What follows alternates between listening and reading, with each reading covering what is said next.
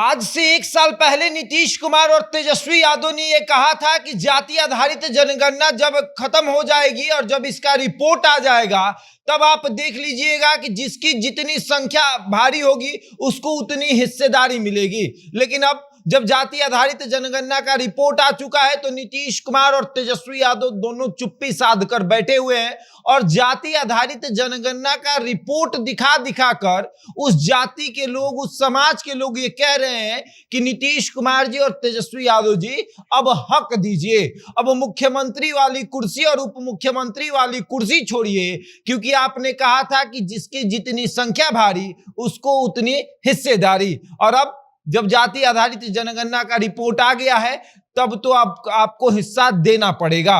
और अब तमाम समाज के लोग, तमाम जातियों के जो नेता हैं वो अपना हिस्सा मांग रहे हैं और नीतीश कुमार, तेजस्वी यादव बिल्कुल चुप्पी साधे हुए हैं। अब विस्तार से आपको समझाएंगे कि आखिर कौन कौन सी जाति जो है वो अपना हिस्सा मांग रही है और कह रही है कि हमें हमारा हिस्सा दीजिए क्योंकि हमारी संख्या आपसे अधिक है।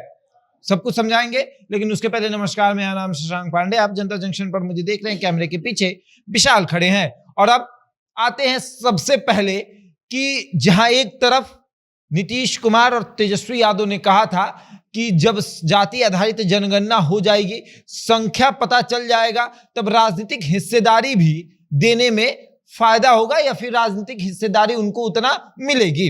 अब नीतीश कुमार और तेजस्वी यादव आते हैं पिछड़े वर्ग से। अब पिछड़ा वर्ग जो है वो मुख्यमंत्री और उप मुख्यमंत्री की कुर्सी पर बैठा है और इनकी संख्या 27% है और 27% वाले जो है वो मुख्यमंत्री और उप मुख्यमंत्री बनकर बैठे हैं। और अब आता है अति पिछड़ा वर्ग। अति पिछड़ा वर्ग का जो संख्या है वो है 36% और 36% में आते हैं पृथ्वी कुमार माली और मुकेश सहनी। तो ये लोग कहाँ हैं? मुकेश सहनी तो एक बार मंत्री बन भी जाते हैं, एमएलसी बन भी जाते हैं, लेकिन पृथ्वी कुमार माली तो सड़कों पर संघर्ष कर रहे हैं, इनको तो कुछ नहीं मिल रहा है। ये कह रहे हैं कि इस जाति आधारित जनगणना का रिपोर्ट जब आप उठाइएगा तो उसमें संख्या सबसे अधिक हमारी है। हमारी संख्या इतनी अधिक है कि आपको क्या बताया जाए। 36% हमारी संख्या है और ये 27% वाले जो हैं वो मुख्यमंत्री और उप मुख्यमंत्री बनकर बैठे हैं, तो ऐसे तो काम नहीं चलेगा।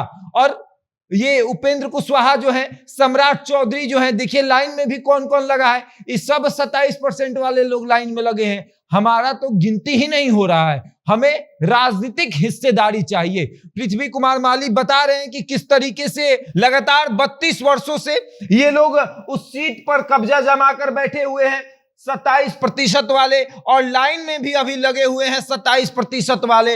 हम लोग लाइन में जाते हैं तो कहते हैं कि तुम तो मेरे भाई हो, मेरे छोटे भाई हो, और छोटा भाई बताकर हमारा हक मार लेते हैं। हमें कहते हैं कि तुम छोटे भाई हो, तुम हमको आगे बढ़ाओ, हम तुमको आगे बढ़ाएंगे, और जब हम आगे इनको बढ़ा देते हैं उसके बाद कहते हैं किस बात के छोटे भाई। और जब जब चुनाव आता है तब तब हमारे समाज के बीच में जाकर कहते हैं कि हम लोग तो भाई भाई हैं। अब जैसे कि नीतीश कुमार आते हैं कुर्मी समाज से, कुर्मी कुशवाहा, तो अब कुर्मी कुशवाहा नीतीश कुमार जाकर कहते हैं कि कुर्मी कुशवाहा भाई भाई, और माली भी इसी का छोटा भाई है तो माली भी छोटा भाई, तो माली भी वोट कर देता है नीतीश कुमार को।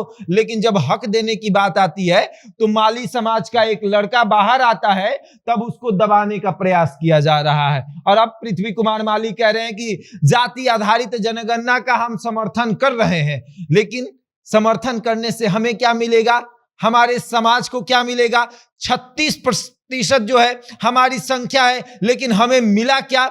जहां एक तरफ इसमें आते हैं आपको सबसे अधिक अति पिछड़ा वर्ग में जातियां आती हैं, 114 जातियां आती हैं, और 114 जातियों में किसको कितना मिला है अगर आपको बताएं। इसमें प्रमुख जातियां जो है माली है, सहनी है, चंद्रवंशी है, नाई है, लोहार है, नोनिया है।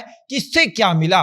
मुकेश सहनी को तो आपने एक बार मंत्रालय दिया, उसके बाद उनके विधायकों को छीन लिया, लेकिन पृथ्वी कुमार माली लगातार सड़कों पर संघर्ष कर रहे हैं, लगातार ये दिखा रहे हैं कि आपके हर चीज को जिसमें जनता का फायदा होगा उसमें हम समर्थन कर रहे हैं। लेकिन हमें क्या मिल रहा है? हमें तो कुछ नहीं मिल रहा है। और अब ये जाति आधारित जनगणना जो है नीतीश कुमार और तेजस्वी यादव के लिए मुसीबत बनते जा रहा है, क्योंकि अब जिसकी संख्या वो अब भारी पड़ रहा है नीतीश पर और तेजस्वी पर। वो दिखा रहा है कि आपकी संख्या 27% है और आप मुख्यमंत्री की कुर्सी हथियाए हुए हैं। 27% में तेजस्वी भी आते हैं तो तेजस्वी के पापा भी मुख्यमंत्री बन गए, मां भी मुख्यमंत्री बन गई और अब वो उप मुख्यमंत्री हैं और मुख्यमंत्री बनने का सपना देख रहे हैं। उसके बाद आते हैं उपेंद्र कुशवाहा, ये भी 27% में आते हैं, ये भी मुख्यमंत्री बनने का सपना देखते हैं। सम्राट चौधरी ये भी 27% में आते हैं,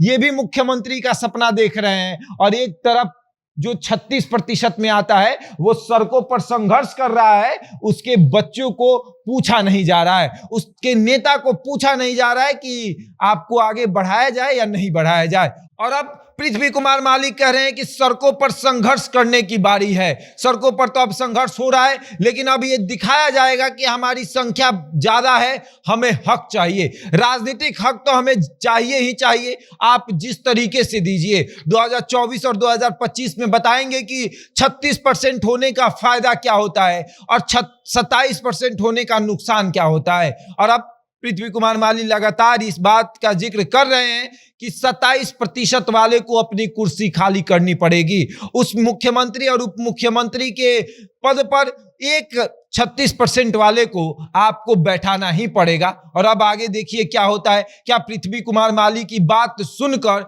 36% में आने वाले लोगों को राजनीतिक भागीदारी ज्यादा से ज्यादा मिलेगी, या ऐसे ही नीतीश कुमार और तेजस्वी यादव के ये चोचले होंगे कि भैया जिसकी संख्या जितनी उसको उतना हिस्सा मिलेगा। लेकिन अब हिस्सा तो मिल नहीं रहा है। जाति आधारित जनगणना कराकर उसके बाद चुप्पी साध ली गई है कि हमारी संख्या कम है और हम मुख्यमंत्री और उप मुख्यमंत्री बनकर बैठे हैं। तो इससे अच्छा है कि चुप रहते हैं, और जब वो लोग बोलना शुरू करेंगे तो बोल देंगे कि आप तो मेरे छोटे भाई हैं। बहरहाल इस खबर में इतना ही। बने रहे हमारे साथ और देखते रहे जनता जंक्शन।